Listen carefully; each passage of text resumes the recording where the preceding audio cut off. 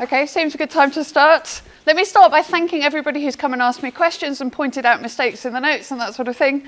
So one thing that's come up multiple times, so let me mention it sort of to everybody. So we talked about R trees last time, and we talked about the functional encoding of R trees by continuous excursions. So one thing that several people have pointed out, which is true, is that this encoding of a particular metric space by a continuous function is not unique. You can deform your function in various ways and obtain the same metric space. At the very end, I talked about putting the uniform measure on the interval, which was the sort of support of my function. And of course, if you take a different function, then the uniform measure is going to give you a different measure on the tree because you're running things at different speeds. Okay? So that part of this is not the same between different functions, but on the other hand, you might potentially get the same tree from different functions. Okay, so I think we're through the most technical bit. So what I now want to do is think about random R trees. And in order to do that, I need some nice Polish space to be working on. And so that means I need to tell you what the topology that we're going to be dealing with is. So this is going to be generated by the Gromov-Hausdorff-Prokhorov distance.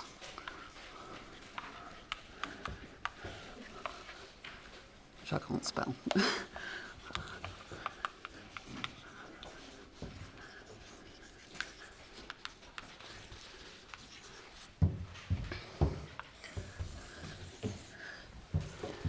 Okay, so let me write Blackboard bold M for the space of compact metric spaces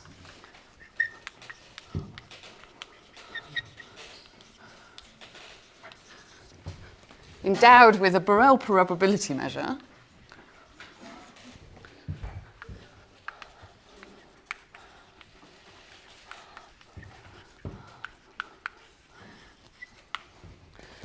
and that's too big of a thing, so I want to consider this to be up to measure preserving isometry.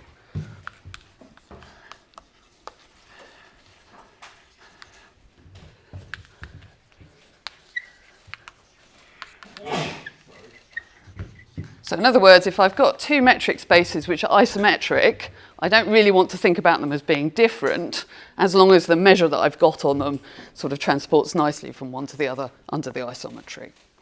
Okay? So I'm only really interested in metric spaces up to isometry. So I'm going to call elements of M measure metric spaces. No, apparently measure metric spaces. Metric measure spaces, I think I put in the notes. I may have these things permuted. I mean the same thing. Too many words starting with an M. Okay, so what's this Gromov-Hausdorff-Prokhorov distance that I want to put on these things? Well, let me start just with two compact metric spaces. So let me take xd and x prime d primed.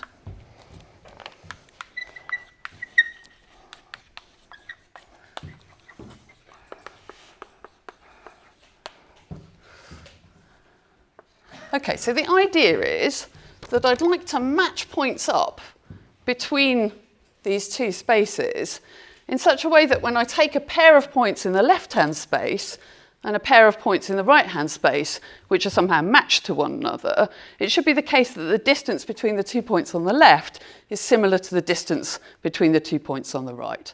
So if that's the case, then I want to say that my two metric spaces are close to one another. So that's the idea of what I'm about to do. So let's say a correspondence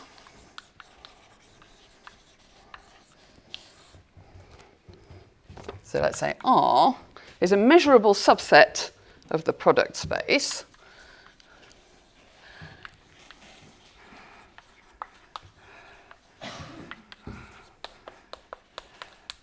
which has what property? It has the property that whenever I pick a point in the left-hand space, there's at least one point in the right that corresponds to it, and vice versa. Whenever I pick a point in the right-hand one, there's at least one point in the left-hand one that corresponds to it. So this is such that for any x in capital X, there exists and x primed in x primed with this pair x primed being in R, and vice versa.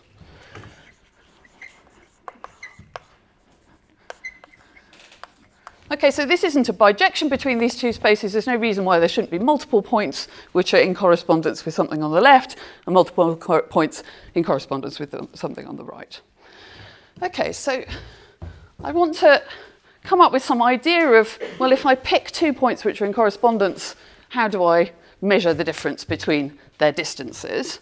So this is something called the distortion. So the distortion of a correspondence, which I'm going to call dis R. So this is defined to be the largest value of the difference dxy minus d primed of x primed y primed, where I take the supremum over all pairs of pairs. So x and x primed are in the correspondence, and y and y primed are in the correspondence. Okay, so this is kind of the worst case. So if I pick the worst possibilities, how badly do I change the distance from left and right? Okay, so that deals with the sort of metric space part of it, and I also wanted a measure. So let's suppose that mu and mu primed are Borel probability measures on my two spaces.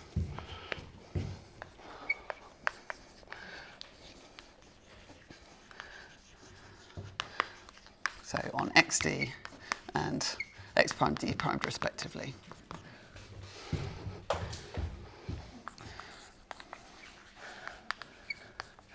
So I'm going to make use of a concept which I think will probably be familiar to almost everybody in this room, which is simply a coupling. Okay, so I want to take a coupling of these two probability measures. Okay, so for those of you who are not au fait with the definition, that's fine. Let me define it.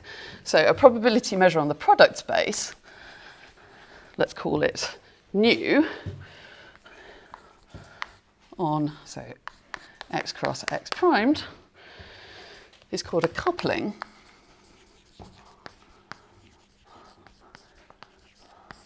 of mu and mu primed if it's the case that the marginal when I just look on x is this measure mu, and the marginal when I just look on x primed is the measure mu primed. So if I just take the marginal distribution on the first coordinate, then that's precisely the same as mu, and the marginal distribution on the second coordinate is equal to mu primed. Okay. But other than that, I can do anything I like to make these probability measures be like that.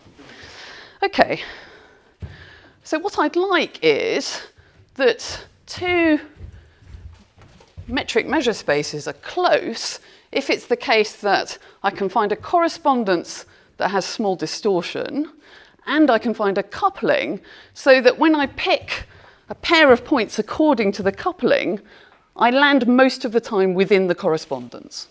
Okay, so most of the time I'm picking points which are not very far apart. Okay, so the Gromov-Hausdorff-Prokhorov distance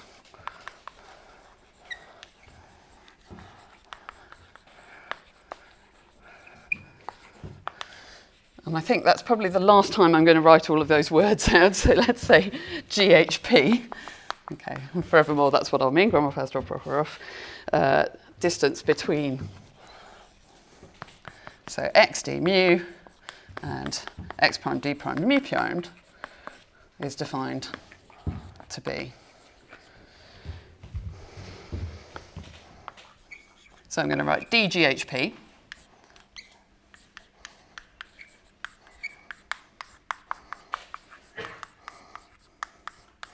Okay, and I simply want to take the infimum over correspondences R and couplings nu of the maximum of half the distortion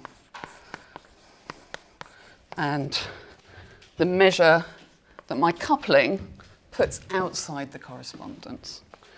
So in other words, if I'm putting small measure outside the correspondence, then most of the points that I pick will sit inside the correspondence and are going to be, at most, causing me this much difference between left and right. Okay, I think I've put the half in the wrong place in the notes. I think I've put it outside, but of course it doesn't matter. It's going to induce the same topology. Okay, so that's the distance I'm going to be working with. Now, I don't much fancy calculating this in Feynman. There's an awful lot of choice here. But of course, if I want to show that the Gromov-Hausdorff-Prokhorov distance between two things tends to 0, it's sufficient for me to find an upper bound that tends to 0. And upper bounding this thing turns out not to be too difficult.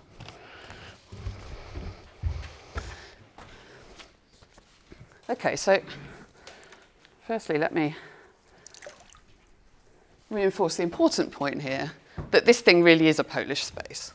So if I take M with this distance, that is giving me a nice Polish space that I can work with. So you'll probably be delighted to learn that I'm not going to prove this. But I've given references in the notes to a couple of places where you can see it properly proved.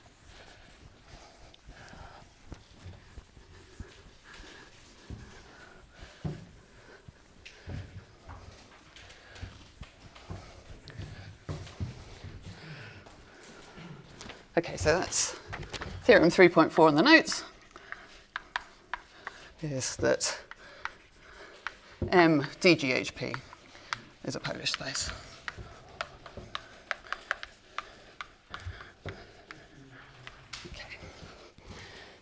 Okay, so the thing I'd like to spend a little bit of time doing is showing you that if I've got two R trees which are encoded by, let's say, continuous excursions H and H primed, then I can bound above the Gromov-Hausdorff-Prokhorov distance between the trees that they encode, just in terms of properties of the function.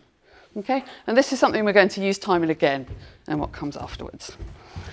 So proposition 3.5 is that if I take,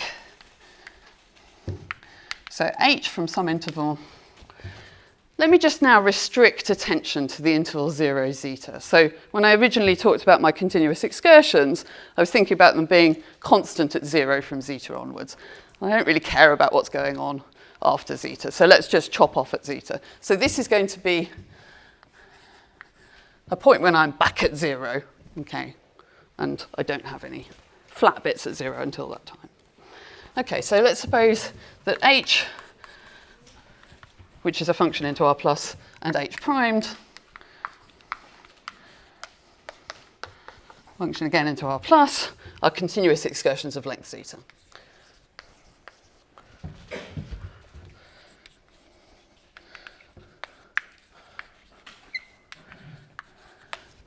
So then I can bound above the GHP distance between, so the tree THDH, which I'm going to endow, as I said at the end of last time, with just the push forward of the Lebesgue measure, or the normalized Lebesgue measure on 0 zeta.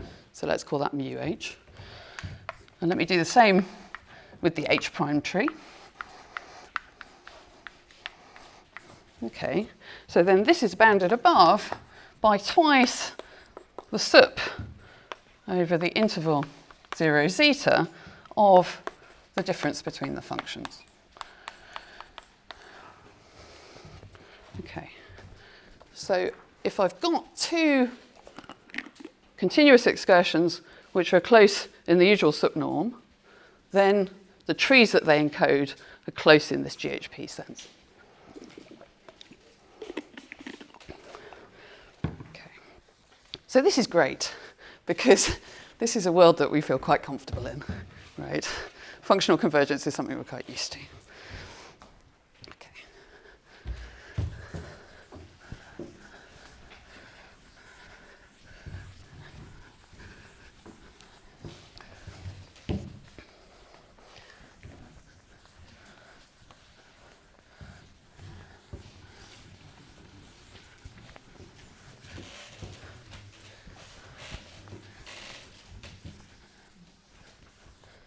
Okay, so let's prove this.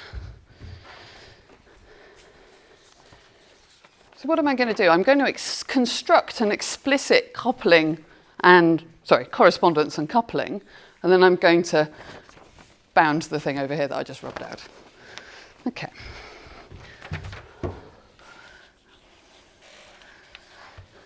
Okay, and I'm going to take my correspondence to be pretty much the first thing you would think of, which is that if you think about the functional way of looking at the construction of the tree, I've got the interval 0, zeta, and I'm just going to put in correspondence points which are the projections of some point x in the interval 0, zeta. So I'm going to let R be, I'm going to put the projection on the tree under H of the point T and the projection on the tree TH primed of that point T in correspondence. Okay, and I'll do that for every T in the interval 0, zeta. Okay, so obviously I'm mapping, this is definitely not a one-to-one correspondence between my two trees, because of course there are multiple T's which project to the same place in the tree. Okay, but that seems like the simplest thing to take. What do I take for my coupling? Well, I'm just going to take a single uniform random variable on 0, zeta and just ask where it projects in the tree. So I'm not actually even going to put any mass outside this correspondence. So the second term in my bound that I stupidly rubbed out is just going to be 0, right? So I'm going to put all my mass in the correspondence. Okay, so let nu be the law of, so the projection pi h of u and pi h primed of u for u sampled according to the uniform distribution on 0, zeta. Okay, so note immediately that nu of R complement is just 0. Okay, so then let's pick a pair of points S and T which are in this interval. And let me, for definiteness, take S smaller than T, so I don't have to worry about mins and maxes all over the place. Okay, so remember we had our pseudo distance d tilde of h, okay? And that then projected onto the tree as dh. Okay, so let me think about d tilde of st, and I'm going to compare it to d tilde h primed of st. Okay, so what is this? This is h of s plus h of t minus twice the minimum between s and t of the function. Okay, so I've got an h of s and an h primed of s. So let's put those two together. And then similarly for t, I've got an h of t and an h primed of t.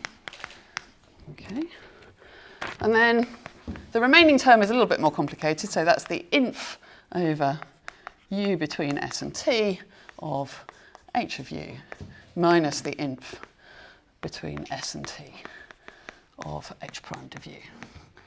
Okay, so I've put as an exercise in the notes to check that this thing really is bounded above just by the supremum of the difference of these two things across the whole interval.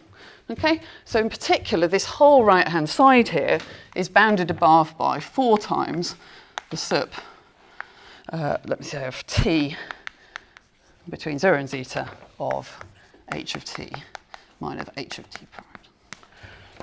Okay, so this is by exercise 3.5 in the notes. Okay, so then, if I think about projecting on the tree, well, each of these points is going to project somewhere in the tree th, and each of these points is going to project somewhere in the tree th primed. And so then it's going to be the case that if I look at the sup over the distance on the tree,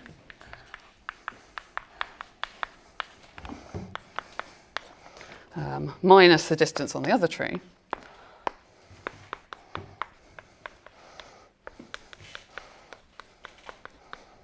how many brackets do I need to that one?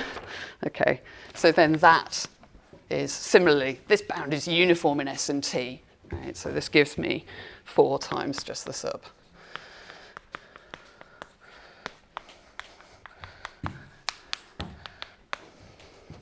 Okay, and the result follows. Okay. So that's nice. We didn't have to do anything terribly complicated. We took what was sort of the easiest correspondence to think of, and it gave us a nice upper bound on the GHP distance. Okay, so now we've got a sensible Polish space to be dealing with, and we've thought a little bit about what's going on in terms of distances between our trees. I think it's finally time for me to give a definition of the Brownian continuum random tree in this sort of R-tree world. So let me do that.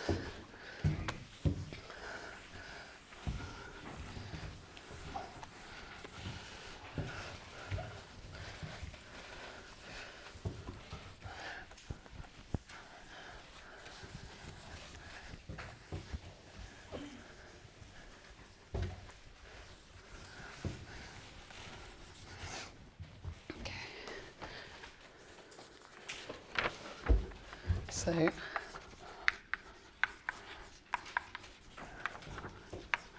Brownian continuum random tree as an R tree.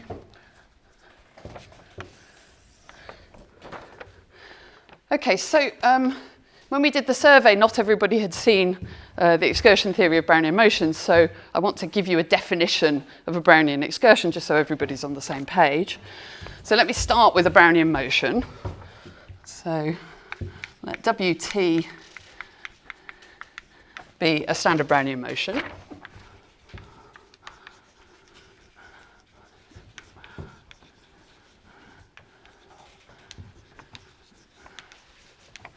And let me fix an arbitrary time, say 1.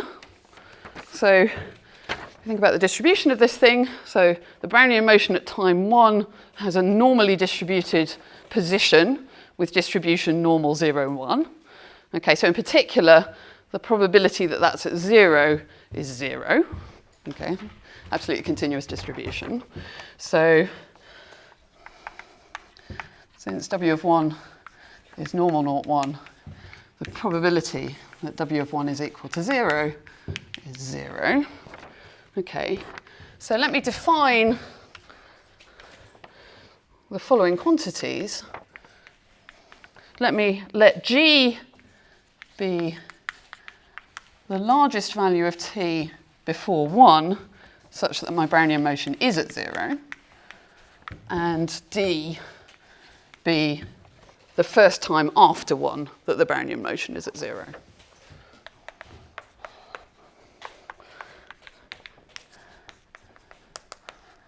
Okay, so with probability 1, I'm not at 0 at time 1, but there will be some time before 1 when I am at 0, and there will be another time afterwards when I am at 0.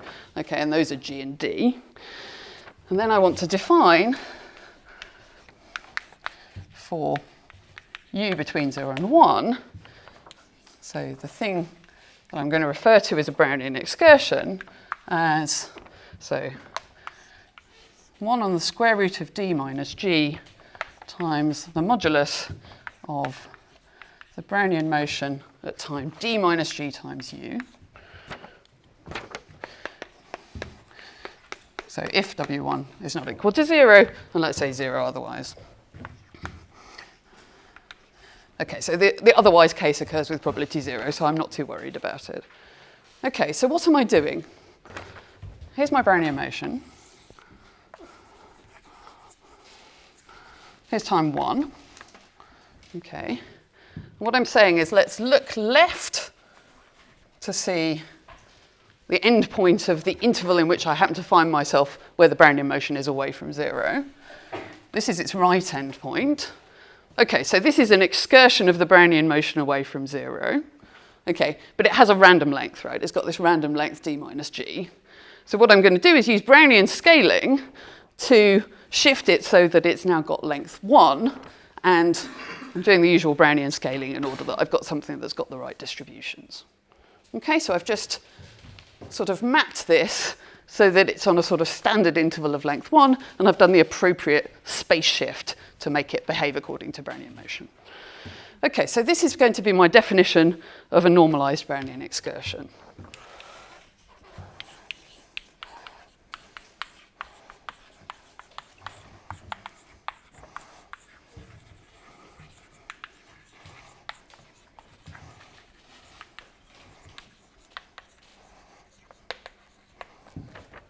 Normalized because it's got length 1. Okay, so it is the case that if you look at all of the excursions away from 0 of this Brownian motion, positive or negative, they are actually little distributional copies of a sort of stretched and scaled version of this. But I don't want to go into the full excursion theory. Let me just take this as the definition for the moment.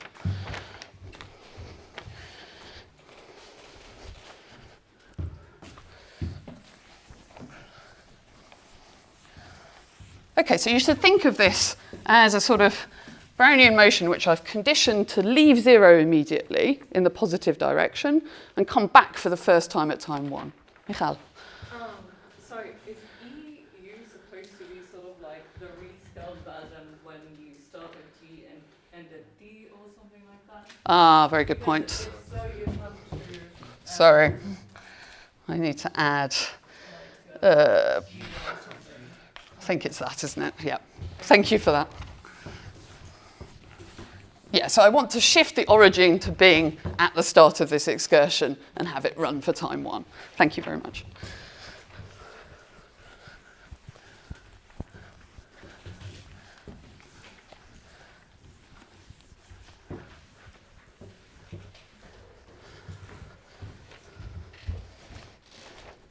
Okay. So the Brownian continuum random tree is going to be what happens when I take this as my coding function. Or in fact, I'm going to take 2 times this. There's always this question of the normalizing constant at the front. So I'm going to take the 2 here because it gives me the precise correspondence distributionally with the line breaking construction that I gave you in the first lecture. But this constant that's sort of multiplying out the front is really just a sort of annoyance rather than any significant kind of feature of what's going on. So you should think of this thing as a Brownian motion started from 0, conditioned to return for the first time at 1. And so its paths have got all of the properties that you're used to from Brownian motion, right? So we've got unbounded variation, we've got sort of that almost surely is nowhere differentiable, etc., etc. Okay. So definition, the one that I'll take, and this is, all this is definition. So the Brownian continuum random tree is the random metric measure space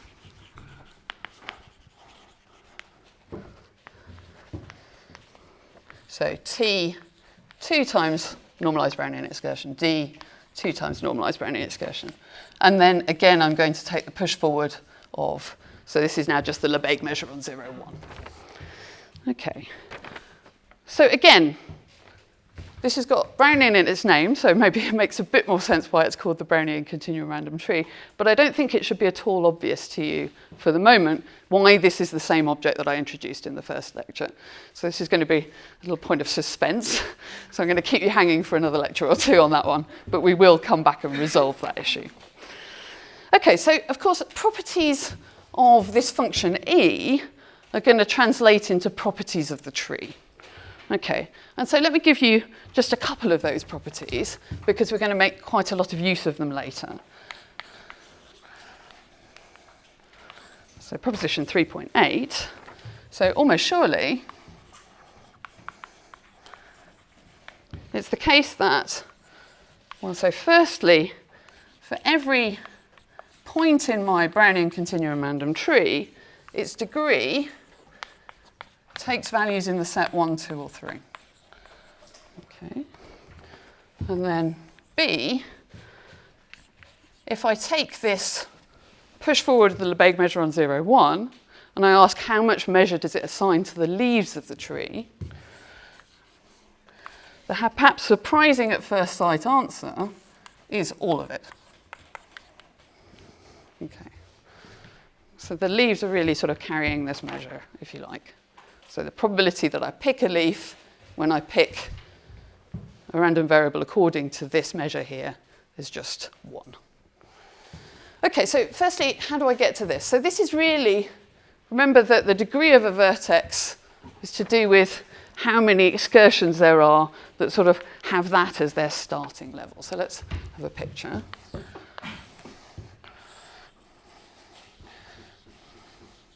Okay, so branch points in this tree, so points of degree 3 or more, are corresponding to local minima of the excursion. Okay, and this is really a statement that the Brownian excursion doesn't have repeated local minima, right? So firstly, with probability 1, all its local minima are strict. Okay, so I touch and come away. Okay, and I don't have the following situation. I can't have it coming back down to exactly the same level and then going up again. Okay, so that doesn't happen with probability 1 for the Brownian excursion. And so that tells me that the degree of a vertex can be at most 3. Okay, and the leaves, again, this is essentially coming from the immensely wiggly nature of the Brownian motion, if I can put it like that. So I've put formal proofs with some references to the relevant properties of a Brownian motion in the lecture notes. So I'm just going to make use of these facts for the moment. But if you'd like to see how they're proved, that's in the printed lecture notes. Okay.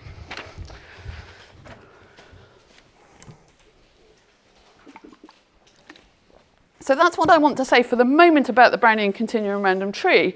And what we're now going to work up to is proving a convergence theorem to the Brownian continuum random tree, not just for the class of binary trees that we saw in the first lecture, but for a whole family of random tree models. And before I can do that, I need to do some setup, which is a bit analogous to what we did for R trees, but in the discrete setting. Right? So it's going to be less sort of complicated to think our way through. And I'm going to deliberately try to use notation which looks analogous to what we had in the R tree setting, just so that we realise that we're talking about sort of the same sort of concept, just in the discrete rather than in the continuum. Okay, so.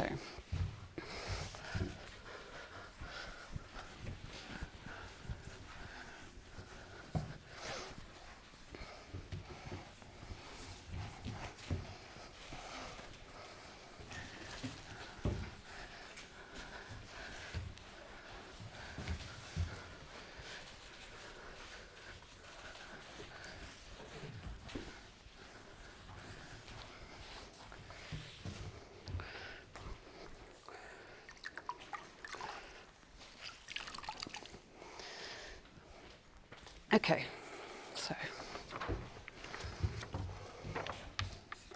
let me have a section on discrete trees. Okay, so we think back to a sort of graph theory world. So how do we normally think of a tree? We think of a tree as a collection of vertices with a collection of pairs of vertices, which are the edges. Okay, so let's let V of t, E of t be a tree. So in other words, a connected acyclic graph. Okay, so I want to think about the vertices as the points of a metric space now. Okay, so think of these as the points of a metric space.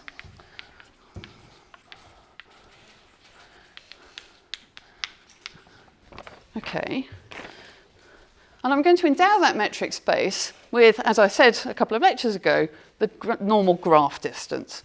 So the distance between two vertices in the tree is just the number of edges that I need to traverse in order to get from one to the other. Okay? And because we're thinking about a tree, there is only one non-self-intersecting path between those 2 points. Okay, so endowed with the graph distance, which I'm always going to write dgr. Okay, so irrespective of which tree I'm sitting in, I'm always going to use this notation, and hopefully it will be clear from context, graph distance on which space. Okay, so in other words, for u and v in the vertex set of my tree, the graph distance between them is just number of edges in the unique path between them.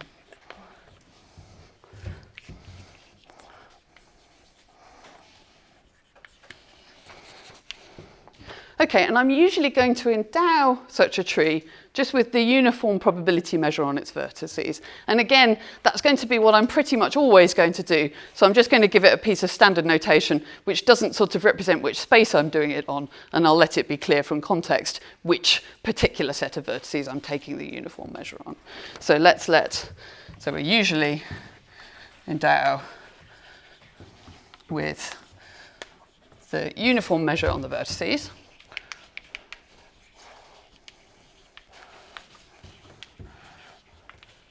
Let me make it clear that I'm thinking about finite trees here, right? So there's no problem about defining a uniform measure. Okay. So in particular, in a moment, I'm only ever going to be considering trees which have a fixed size n, right? So it'll be clear that they'll be finite. Okay, so this is the measure which just puts mass 1 on the size of the vertex set on each vertex. Okay, so a little bit of standard notation for ordered trees. So I'm going to use the Ulam-Harris labels.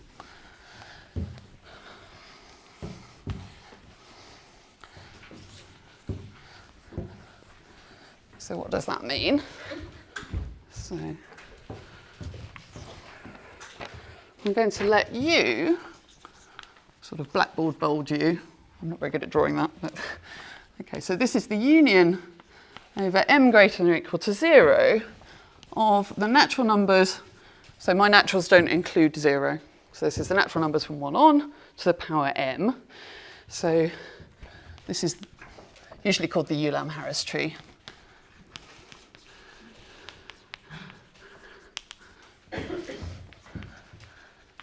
Where by convention, the natural numbers to the power 0 I just take to be the set containing the empty set. Okay. So that's the usual convention. Okay, so I'm going to think of my discrete trees as particular subsets of this enormous infinite thing here. Okay? And those particular subsets are going to have some properties which will mean that we can get hold of them. Okay, so we think of an element.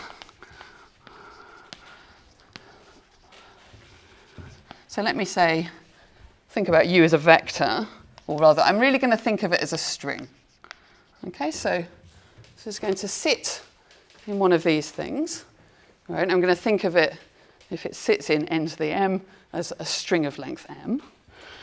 Okay. So think of an element U which is distinct from the empty set.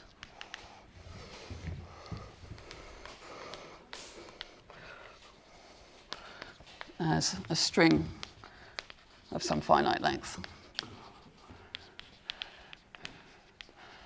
Okay. And these labels are going to tell us what the genealogical line of a particular vertex is. So let me show you how that goes. So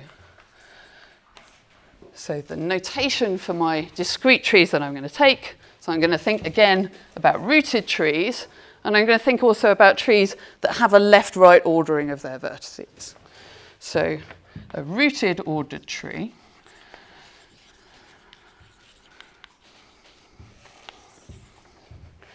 is a subset T of U. Let me say finite, because again, I only want to be thinking about finite trees, such that, well, firstly, I'm going to require that the empty set is in my tree. That's going to act as the root, right? So I'm going to always root my trees at the empty set. Okay. Okay. And such that if it's the case that some vertex U, which is a string U1 up to UM, is in the tree,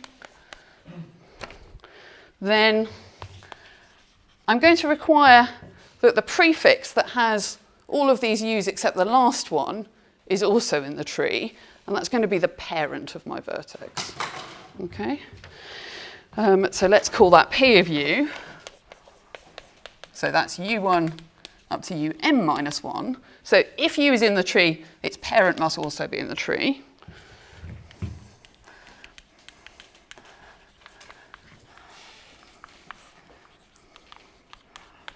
And I'm going to require that all of the earlier labelled children of this parent must also be in the tree. So in other words, I'm going to give the children of a vertex the lowest labels that I can, and I'm going to sort of fill out from 1. Right? So I'm not going to allow myself to leave gaps. So it would probably be helpful for me to draw a picture at this point. And let me draw it over here so that I can reuse it. Okay, so this is an example of the sort of tree that I'm talking about. Okay, so let me draw it and then explain what's going on. Okay, 2 has no children.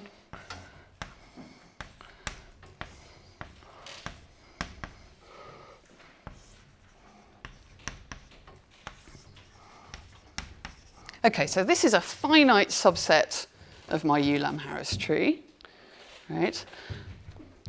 It has the property that I get to the parent by knocking off the last digit in the string, okay, whichever vertex I'm at. And I'm always counting the children starting from 1 and then increasing order. Okay, and then I stop at some point because I've got a finite tree, okay, and that's where I stop labeling.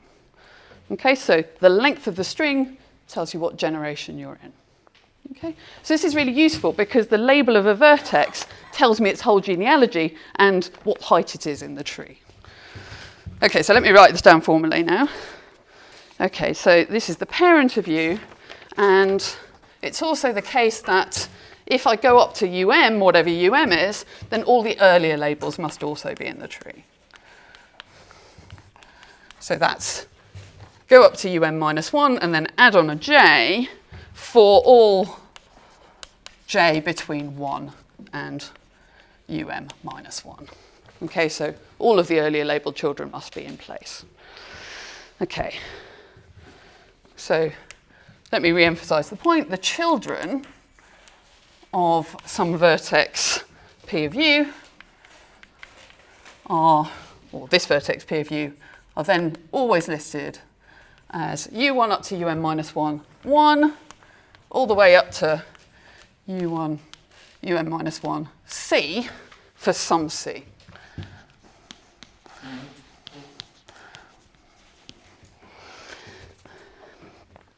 Okay, so it's going to be useful to have a bit of notation for the number of children of a vertex, so let's just call that C of U.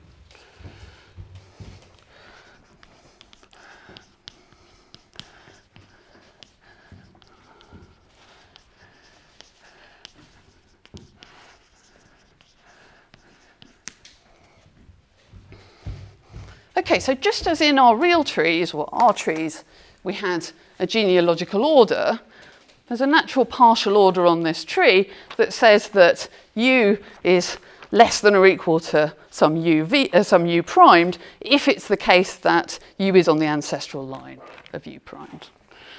Okay, so the genealogical order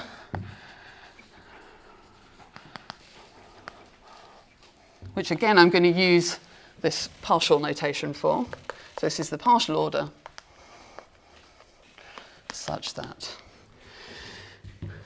U is less than or equal to U primed if and only if U is a prefix of U primed. Okay, so in particular, 3 is less than or equal to 3, 1, 2 in this sense, but 3 and 1, 2 are incomparable. Okay, so in this case, I'm going to say that U is an ancestor of U primed.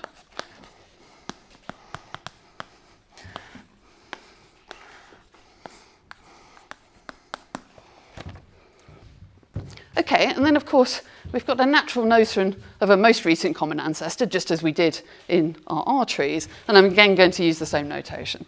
So write U min U primed for the most recent common ancestor of U and U primed. And of course, that's an ancestor of U and an ancestor of U primed.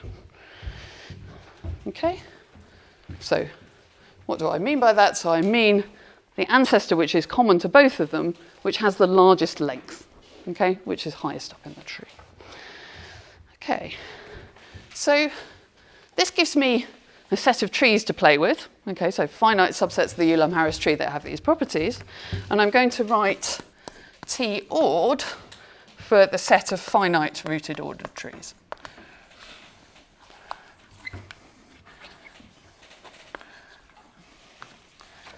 And I'm always going to want to fix the size of my tree, by which I mean the number of vertices.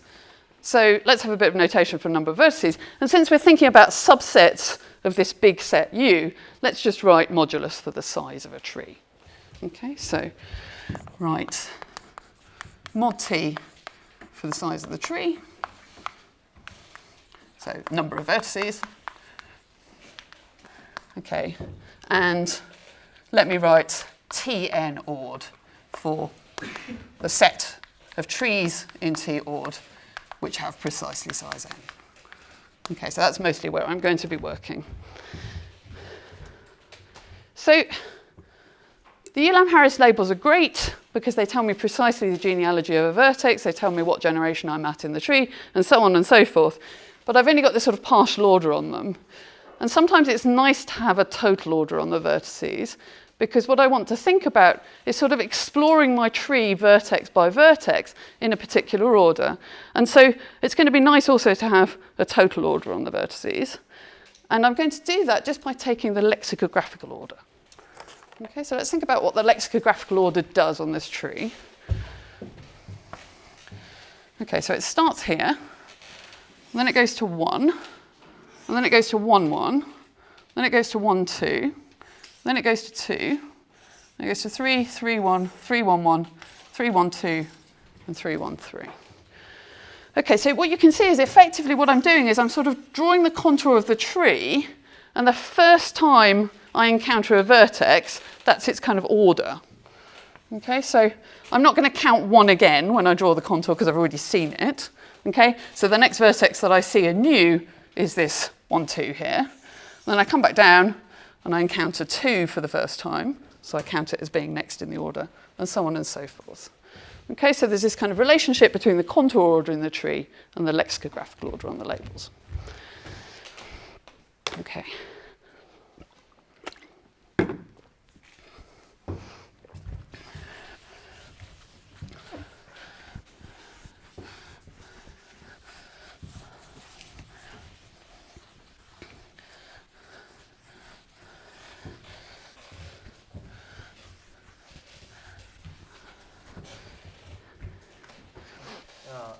This is same as the depth first. It's exactly the same as the depth first order. Yeah, exactly. And I'm going to make quite a lot of use of that fact later. Okay, so let's let V0 be the empty set, and then just generally V1 up to V mod T minus 1 be the vertices listed in lexicographical order of label.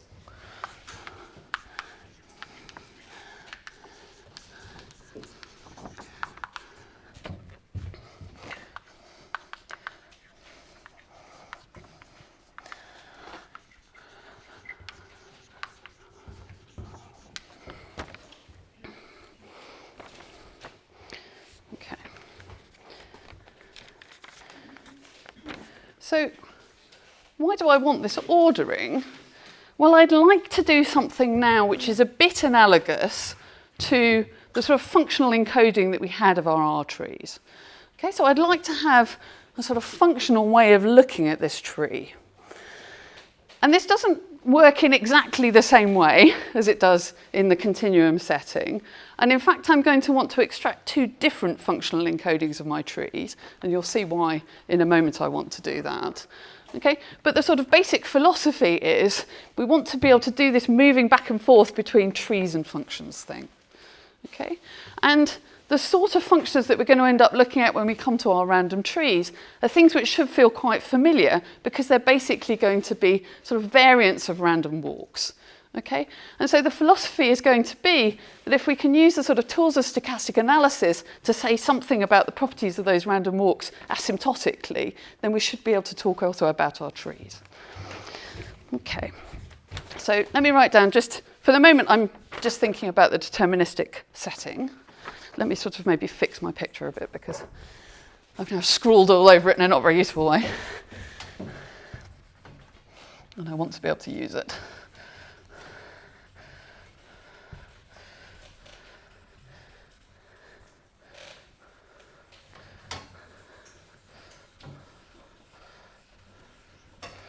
Okay. So this was 1, 2, 3, 1, 1, 1, 2, 3, 1, 1, 3, 1, 2, 3, 1, 3. Okay, so hopefully my tree is now clear again. Okay, so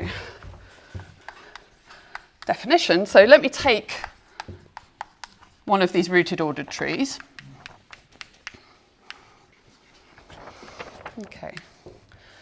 And I'm going to define two different functional encodings.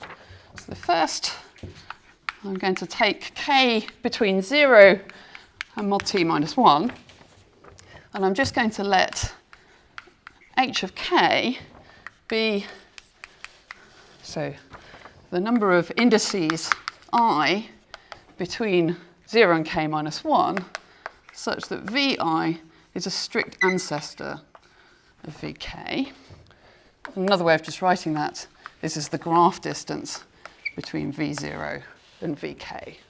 So this is just asking, if I take 3, 1, 2, how many vertices are there down its ancestral line? Okay, so that's the same as this number of edges here. Okay, so that's just the graph distance from the root. Okay, so I'm going to call that the height function of the tree. So then this collection of values is the height function of t. And I'm probably going to forget to say this at some point, so let me say it now, which is once we move into the random setting, I'm quite often going to call it the height process, just because we're going to be thinking about a random process. Okay, so second functional encoding is going to be a function which I'm going to call little x. So I'm going to start my function little x from 0, and then for k between 1 and again mod t minus 1, mod t, I'm going to define x of k to be the sum from I equals 0 to k minus 1 of the number of children of the vertex vi minus 1. Okay, and so then the function that this defines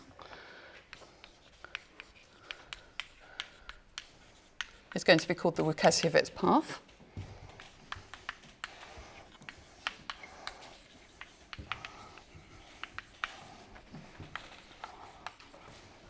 Or sometimes the depth first walk, for a reason that's related to your observation that we're really doing a depth first exploration.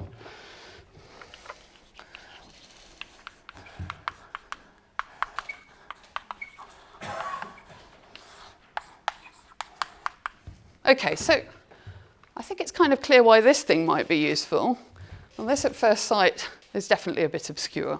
So let me first work out what these functions are for the tree over there, and then I hope to sort of give you an idea of why they're useful for encoding the tree.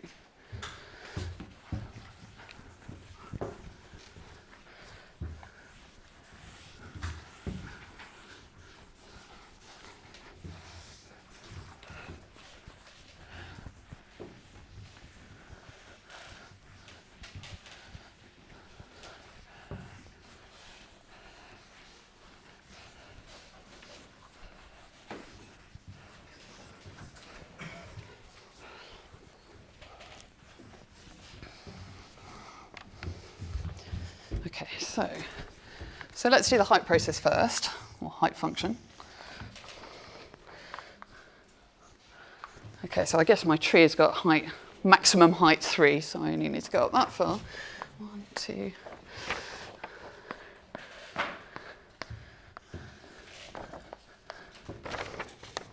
Okay, so I'm starting at the root at height 0. Okay, so what happens first? I'm going to explore in lexicographic order and just record how far I am away from the root. Right? So I go 1, 2. So 1, 2. Then I stay at height 2, okay, because 1, 2 is the next thing I record. Then I go down to the vertex, which is labeled 2, and that's distance 1 from the root. Okay. Then I go to 3, which is also at distance 1 from the root. Then I go up 1. Okay. Up another 1. And then everything else is at the same height. And then I'm done. Okay, so 3, 1, 3 is where I land up. I hope that's correct. Please sing out if it's not. It's very easy to get these things wrong on a blackboard. Okay. Okay, so that's my h of k.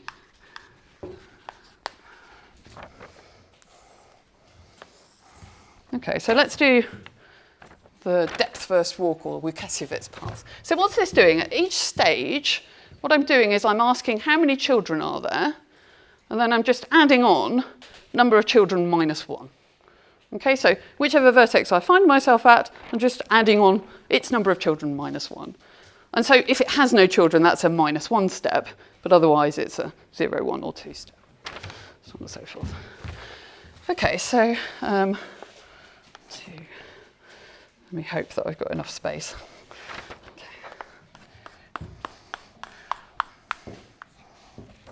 Okay, so what happens here?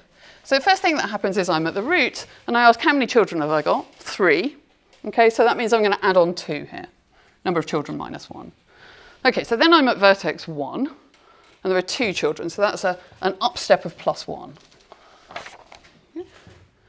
So 1, 1 doesn't have any children, so I need to make a down step. I hope. Have I forgotten something already? Nope, that seems fine. Okay, good. 1, 2 doesn't have any children, so I go down 1. 2 doesn't have any children, so I go down 1. Okay. 3 does have 1 child, so number of children minus 1 just means that I'm adding 0. Okay. So then 3, 1 has 3 children, so that's another up step by 2. Okay. And then I go down 1, and I end up at minus 1. Okay, so hopefully that's correct. Okay, so I must always end up at minus 1. Why is that? Well, if I sum up over all the vertices in the tree, number of children minus 1, well, summing up the number of children is just summing up the number of edges in the tree. The minus 1 counts me a minus 1 for every vertex in the tree. Okay, and I've got a tree, right? So I have 1 fewer edges than I do vertices. Okay, so that should always land me up at minus 1 at the end of the day. Okay, so let me show you graphically now how to recover the tree from each of these functions. Okay, so I'm just going to draw in red the sort of graphical reconstruction of the tree.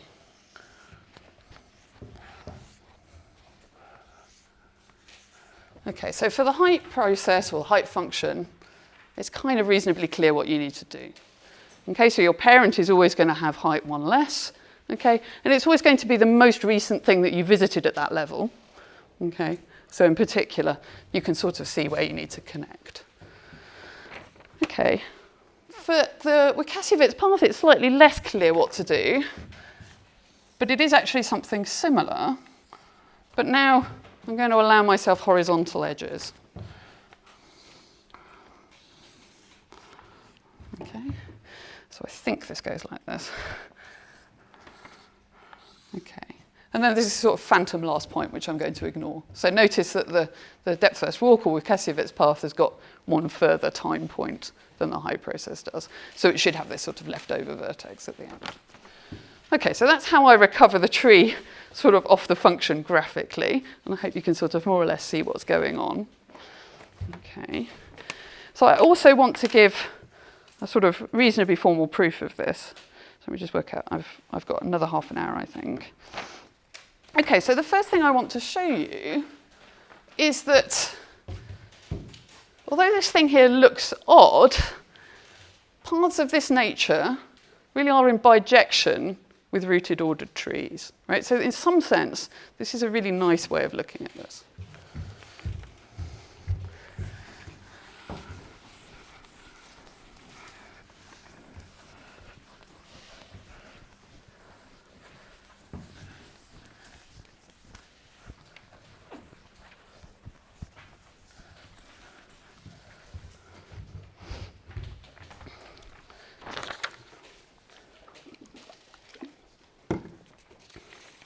And I hope that along the way we'll get a little bit more of a feel for what this thing's doing.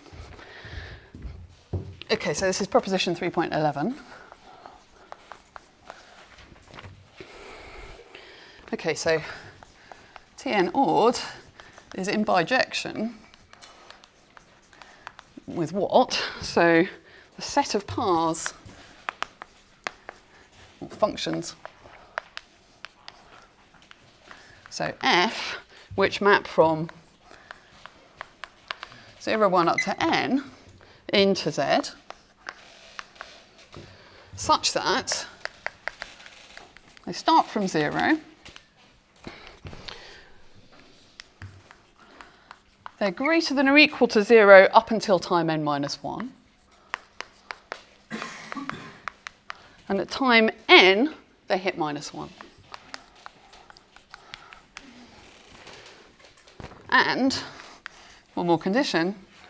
So the increments of this function, so f of k plus 1 minus f of k, they must sit in the set minus 1, 0, 1, and so on. Okay. Right, so this really is a set of objects which is equivalent to these set of trees that I'm interested in. Okay, so let's give a quick proof of this. So first thing to say is that the Łukasiewicz path satisfies these conditions, right? So from a tree, I extract its Łukasiewicz path, and that gives me one way of this correspondence.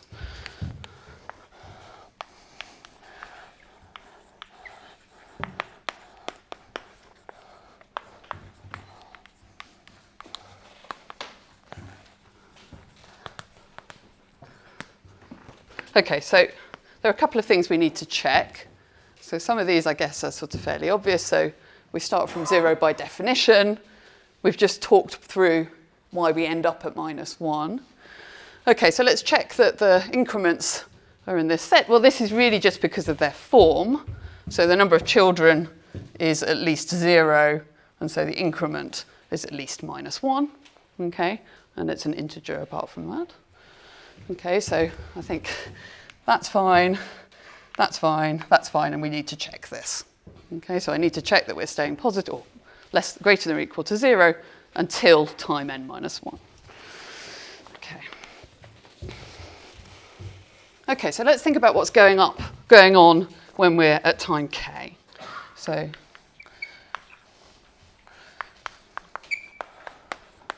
for some time k between 1 and n minus 1, the set v0, v1 up to vk minus 1, right? So what am I doing? I'm looking at some subset of the vertices. Okay.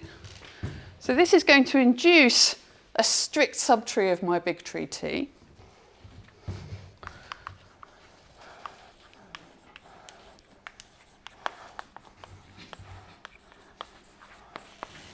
Okay. And so the quantity that I'm interested in, which was sum up I equals 0 to k minus 1, the number of children of vi, and let me sort of sum over the other terms, so this is minus k now. Okay, so this is the number of vertices that I've seen, and this is the number of children that I've observed. Okay. So this is one less than the number of edges leaving the subtree.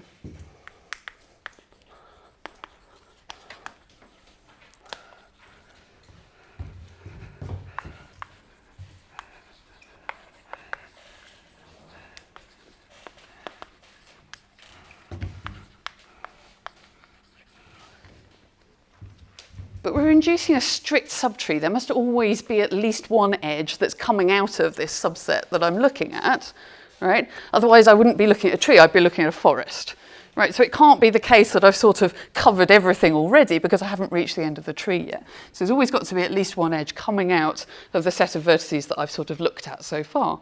And so in particular, this thing which is number of edges leaving the subtree minus 1, that's going to have to be greater than or equal to 0. Okay.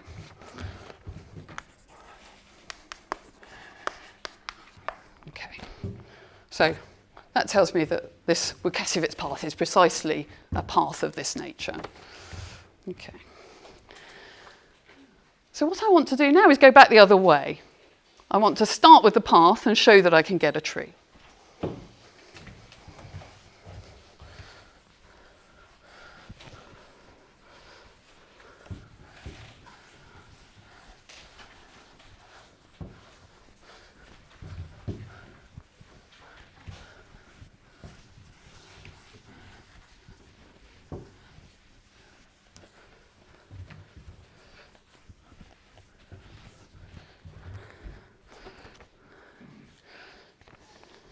Okay, so let's do this constructively.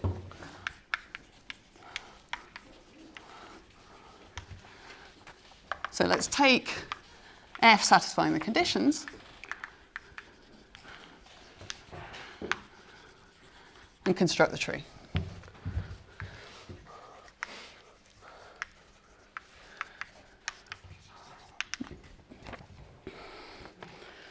Okay, so I'm starting at the root, necessarily, and it's got to have f of 1 plus 1 children.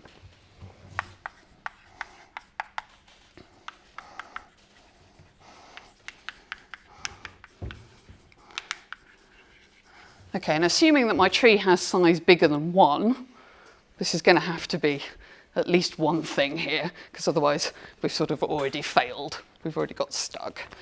Okay, so the root must have that many children, and what am I going to do? I'm going to move to the leftmost one, and I'm going to say, how many children does it have? Well, that must be the next increment of my function plus 1. Okay. So move to the leftmost.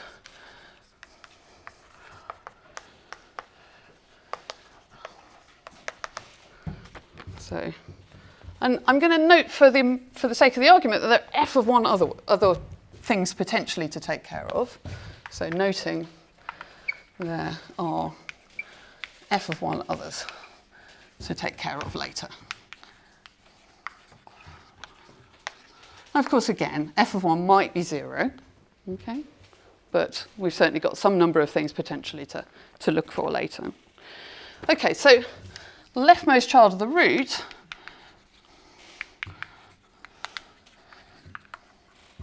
must have f of 2 minus f of 1 plus 1 children. Okay. So continuing in this way, you can see that, well, how many have you got left over at each stage? You sort of move to the leftmost if there is one, and then I've got f of 2 things left to take care of. And that f of 2 is always greater, or f of k generally, is always greater than or equal to 0. Right? So I've always got something that I need to sort of continue taking care of, and I know where it is in the tree because I know that I'm following round in this lexicographical order. So you can kind of see how from this function I can just reconstruct the tree that I'm after.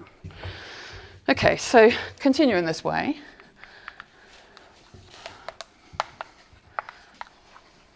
Okay, so I always move to the leftmost child if there is one, and if there isn't, I go back to the previous level and I start filling in from where I've first got some gaps.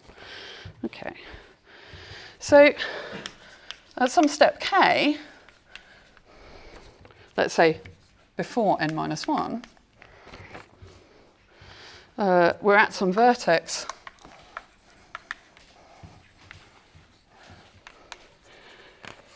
whose children we reveal in the next step.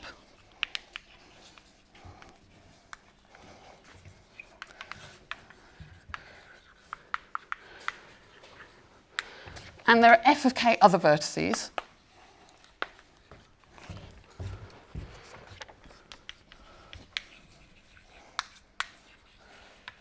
whose children haven't yet been revealed.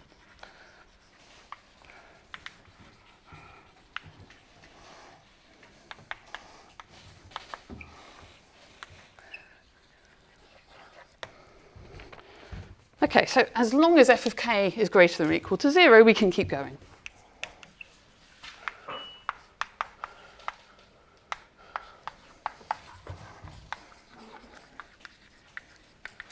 And there's always a canonical choice for where I'm going to keep going from. And then as soon as f of k is minus 1, we have to stop.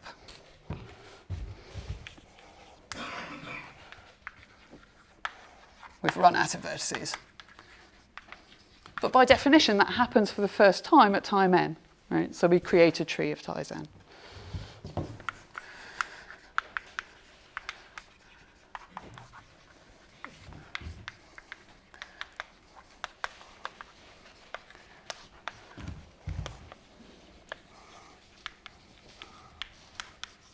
Okay. So although this Bukasiewicz path feels a little bit less intuitive as a way of encoding the tree, in some sense it's nice because we've got a bijection here.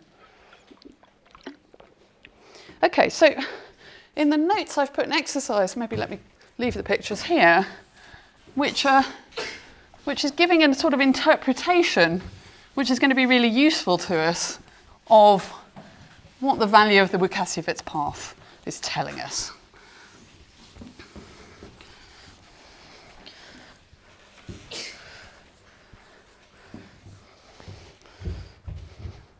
So I'm just going to write this down, the statement, and I'll leave it as an exercise for you. So exercise 3.7 is to show that x of k is the number of younger siblings of the vertex vk or of one of its ancestors.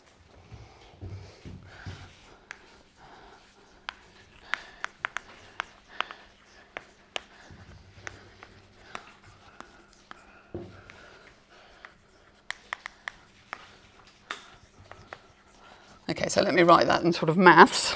So this is the size of the set of the vertices vi, whose label is bigger than k, or whose order, lexicographical position is after vk's, and the parent of this vertex vi is v for some v which is on the ancestral line of vk. Okay, so this is just a sort of way of writing this thing. Okay, so I'm at this vertex 1, 2, say, and I'm interested in knowing how many, so younger siblings are ones with higher labels, right? So I have no younger siblings myself, but my parent has got 2 younger siblings. Okay, so it should be the case that the value of the depth first walk when I'm visiting 1, 2 is precisely 2. And you can check on the picture that that's the case. Okay, go ahead. So you have the original ordering from the Ulam-Harris. Mm-hmm. You're not using it? I'm not using it here. This is in the lexicographical order, and that's because this depth first walk, or Bukasiewicz path, it's reading the tree in this lexicographical order of label. So I don't actually care what the original label is at this point. I care where I am in this ordering. I could write it down in terms of that. And the thing is, what I would like to be able to do is I'd actually like to be able to capture all of the properties of this tree just in these functions, right? So I don't want to hold quite as much information as all of the Ulam-Harris labels. I want to kind of find a minimal encoding of that information in terms of a function, or in fact in terms of 2 different functions. Okay, so there's a typo in the notes. I've got a P here which shouldn't be there. Okay.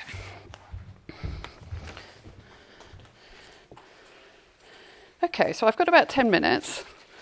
So what I'd like to do is let's finish up by firstly showing mathematically what the relationship between h and x is, because we're going to make use of that later.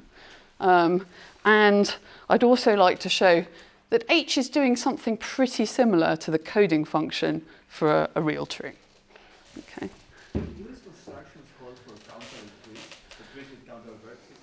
So if you've got capital infinitely many vertices, you're sort of potentially going to wander off to infinity before you finish exploring the tree. So in general, what you get is a sort of part of the tree, right? But if you've got a sort of infinite path to infinity, then you won't ever see anything to the right of it, okay? Because you'll just keep exploring away. Okay, so you get partial information, but not everything. Okay. So proposition 312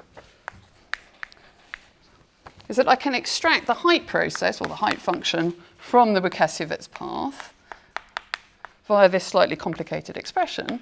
So this is the number of indices I between 0 and k minus 1, such that x of I is equal to the minimum between I and k of x of j. And that's for k between 0 and n minus 1. Okay, so if you stare hard at this picture here of x, then that's actually what we're doing. So what I'm doing here is I'm just counting from a particular point how many times I see a vertex along its path to the root. Okay, so this is just what this thing is doing here.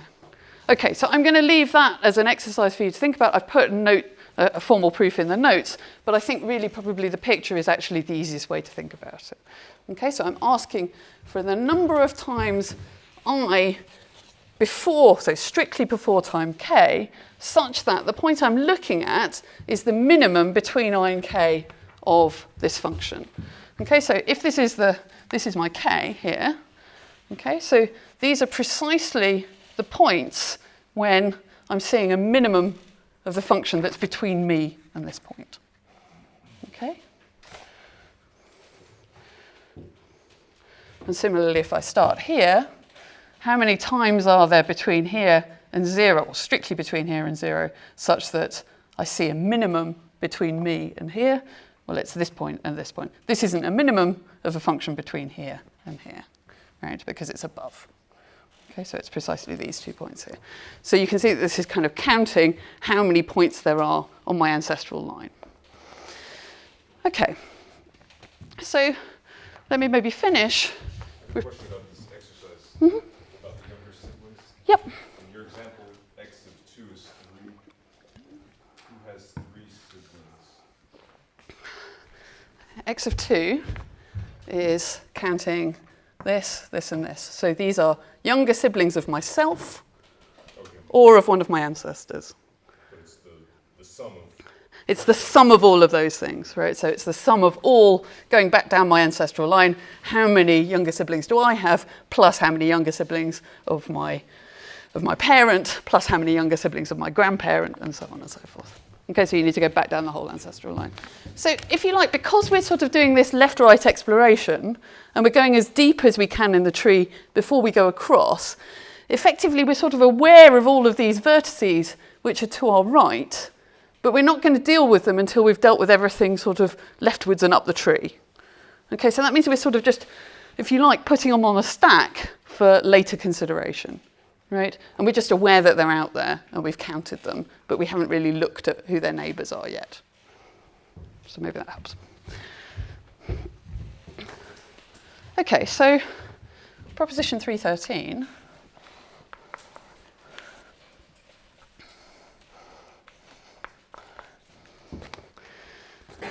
So let's again fix one of our rooted ordered trees. Okay, so then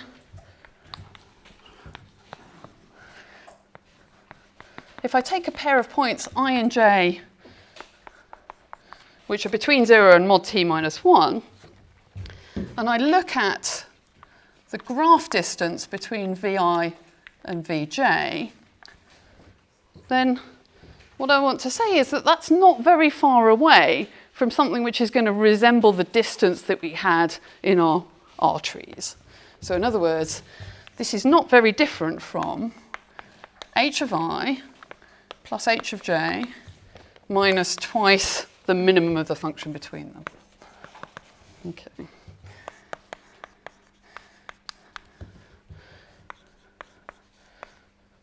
Now the point is this isn't exactly the same thing in the discrete picture, but it's bounded above by 2. Okay, so you can imagine that in a circumstance where we're going to rescale things by some quantity which is going to infinity, so if I divide this all by some quantity going to infinity, this 2 isn't going to make any difference to anything. Okay, so this is a sort of discrete approximate version of the distance relation that we had in our R trees. Okay.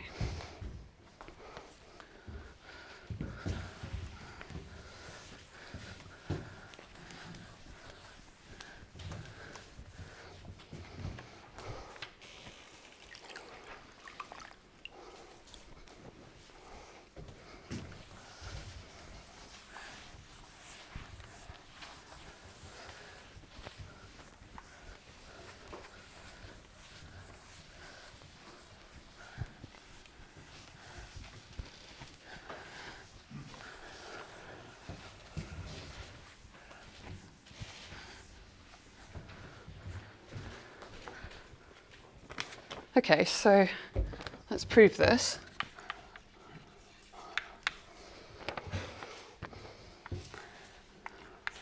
So what is the graph distance between VI and VJ? So let me remind you that I is going to be less than or equal to j. So in other words, I'm going to visit vertex VI before I visit vertex VJ. Okay.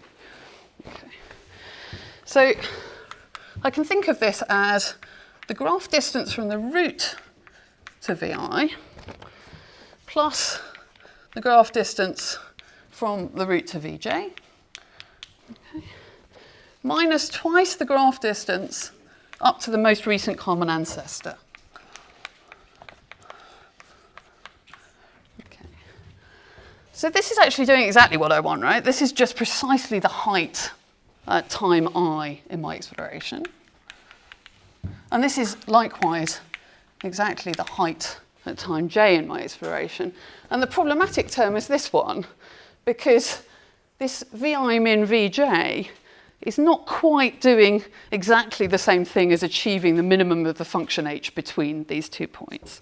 Okay, so let's think about sort of 2 different cases here. So one case is that VI is precisely an ancestor of Vj.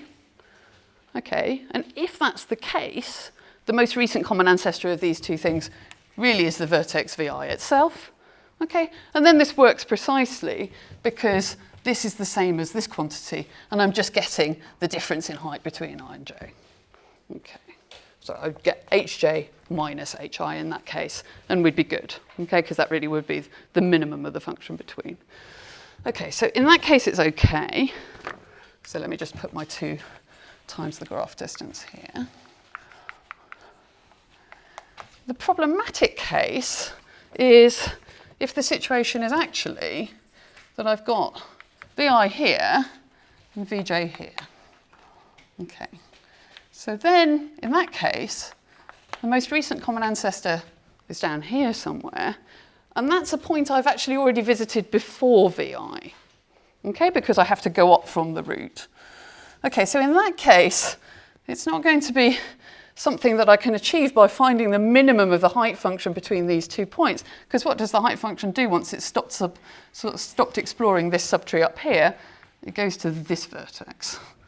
Okay, so that means that I'm actually going to be off by 1, right? So the height of the sort of smallest thing that I explore after VI, but before getting to VJ in terms of height, is going to be this vertex, which is 1 off the most recent common ancestor. Okay, so let me write all that down. So if VI is just an ancestor of VJ, then this distance is just 0, and we're okay. If, on the other hand, VI is not an ancestor of VJ, then we have that I visited VI min VJ before VI, because it's an ancestor. Okay, so visit VI min VJ before VI. So the closest vertex to the root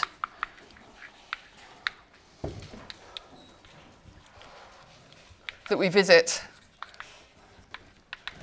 between VI and VJ, and it might not be unique, right? Because there might be some other subtree in here where we also visit this vertex. Okay, and that's going to be at the same height as this one. So I don't mind. This is still going to be one of the closest to the root that I visit between the 2. Okay, so the closest vertex that we visit to the root between VI and VJ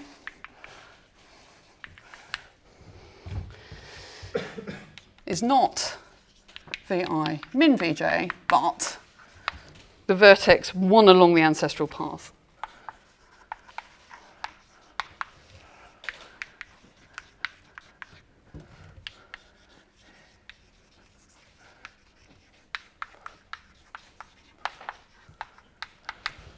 So then this distance is at most 1. Okay.